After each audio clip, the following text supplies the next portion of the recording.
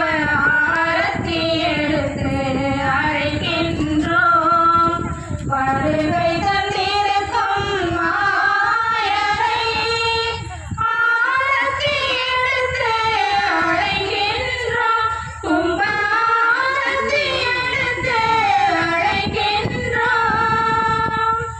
ஆண்டவரே உந்தன் சந்நிதி நின்று ஆரத்தி எடுத்து அழைக்கின்றோம்.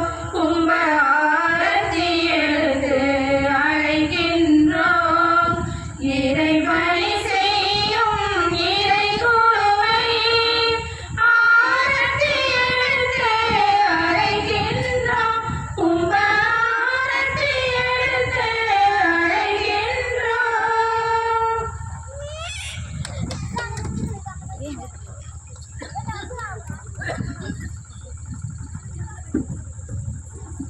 உள்ளமா